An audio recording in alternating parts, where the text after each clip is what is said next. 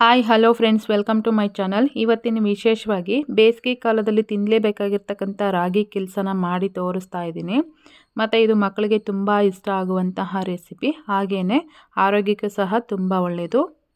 ಇದನ್ನು ನಾವು ಬೇಸಿಗೆ ಕಾಲದಲ್ಲಿ ತಿನ್ನೋದ್ರಿಂದ ದೇಹಕ್ಕೂ ಸಮೇತ ತುಂಬ ತಂಪಂತಲೇ ಹೇಳ್ಬೋದು. ಹಾಗಾದರೆ ಹೇಗೆ ಮಾಡೋದು ಇದನ್ನು ಅಂತಂದೇಳಿ ಒಂದು ಸಲ ಚೆಕ್ ಮಾಡೋಣ.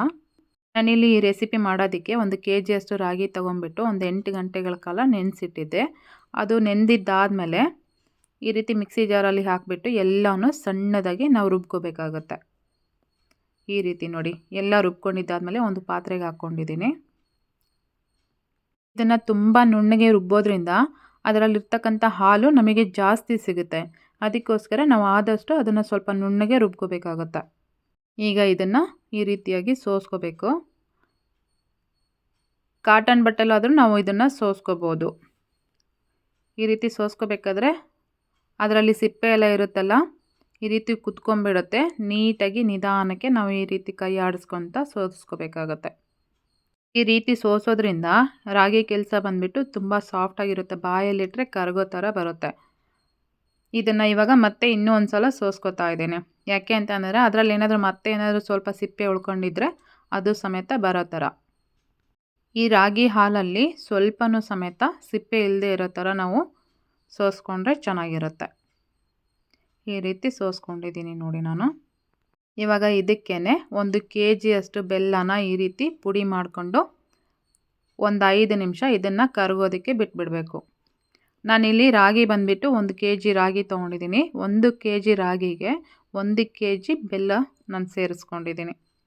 ಈ ರೀತಿ ರೆಡಿಯಾಗಿದೆ ಹಾಲು ಬಂದುಬಿಟ್ಟು 5 ನಿಮಿಷ ಬಿಟ್ಟಿದ್ದಾದಮೇಲೆ. ಈಗ ಅದನ್ನು ಒಲೆ ಮೇಲೆ ಇಟ್ಕೊಂಡಿದ್ದೀನಿ ನಾನು ಬಿಸಿ ಆಗೋದಕ್ಕೆ.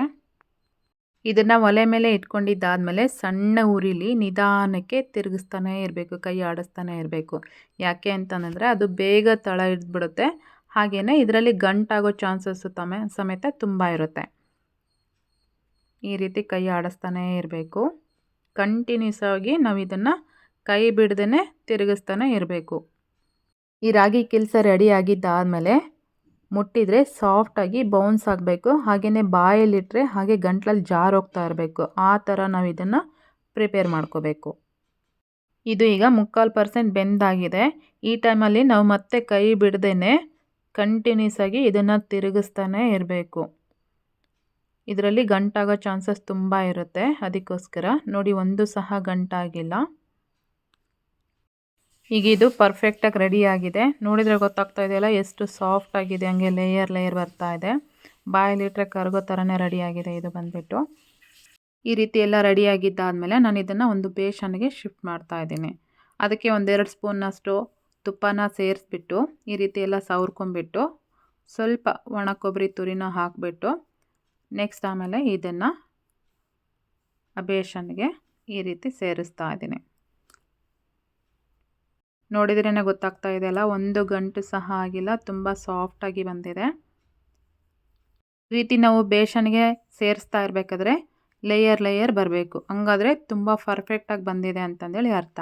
ಈಗ ಕೊನೆಯದಾಗಿ ನಾನು ಮತ್ತೆ ಸ್ವಲ್ಪ ಕಾಯಿ ತುರಿನ ಸೇರಿಸ್ತಾ ಇದ್ದೀನಿ, ಒಣ ಕೊಬ್ಬರಿನ ಈ ರೀತಿ ಗಾರ್ನಿಷ್ ಮಾಡ್ತಾ ಇದ್ದೀನಿ. ಹಾಗೆಯೇ ಇದ್ರ ಜೊತೆಗೆ ಸ್ವಲ್ಪ ಗಸಗಸೆ ಇವನ್ನು ಹಾಕಿಬಿಟ್ಟು ಇದನ್ನು ನೈಟ್ ಮಾಡಿಕೊಂಡು ಬೆಳಿಗ್ಗೆ ತಿಂದರೆ ತುಂಬ ಚೆನ್ನಾಗಿರುತ್ತೆ. ನೋಡಿ, ನಾನು ನೈಟ್ ಮಾಡಿಟ್ಟು ಬೆಳಿಗ್ಗೆ ಇದನ್ನು ಕಟ್ ಮಾಡಿದ್ದೀನಿ. ಎಷ್ಟು ಪರ್ಫೆಕ್ಟಾಗಿ ಬಂದಿದೆ. ಸೊ ನೀವು ಮನೇಲಿ ಒಂದು ಸಲ ಟ್ರೈ ಮಾಡಿ. ಹಾಗೆಯೇ ಈ ವಿಡಿಯೋ ಇಷ್ಟ ಆಗಿದ್ದರೆ ಶೇರ್ ಮಾಡೋದನ್ನು ಮರಿಬೇಡಿ. Thank you.